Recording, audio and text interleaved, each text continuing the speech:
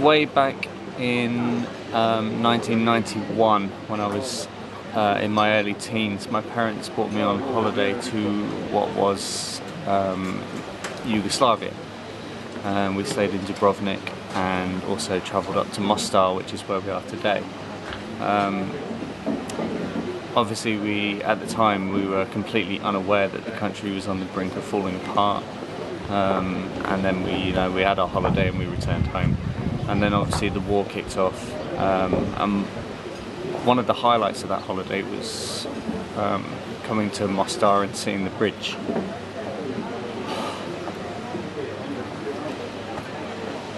And then 2 years later, after the holiday, I remember seeing, in 1993, I remember seeing a photograph in the newspaper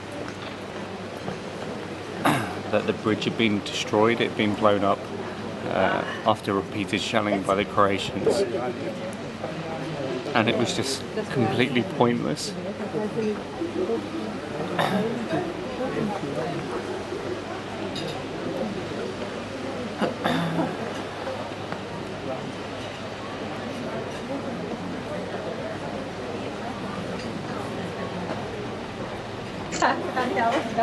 And the destruction of the bridge was, for me, was just really sad, because the bridge has stood there for nearly 500 years, and the fact it could just be destroyed so easily was just really, really sad. And it was very symbolic of the kind of collapse of the country and kind of how sad war was, really. And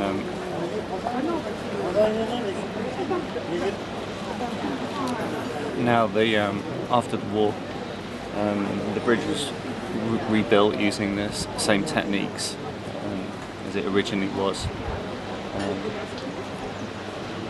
but the whole area is a lot more touristy now than it was when I first visited, and we've actually yet to cross over the bridge yet.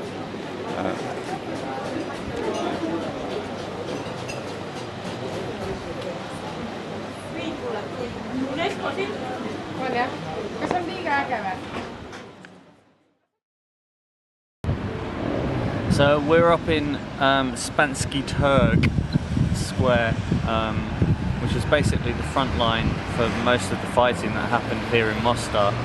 And as you can see behind me, a lot of the buildings have basically just been left for the last 20 years. And you can look at the extent of the damage, and it just makes you realise how fierce the fighting was here, and how depressing it is actually that the locals still have to live with this on a daily basis. Earlier when we were in Croatia, I spoke to one local and I said, is it not depressing that you get to witness how bad the war was on a daily basis by witnessing all the damage? And he said that the country is a lot worse off now than it ever has been, so they have to live with it on a daily basis anyway. And I thought that was really quite poignant, that basically the war was completely pointless. The people are worse off now than they were before the war. And that for me was really quite interesting.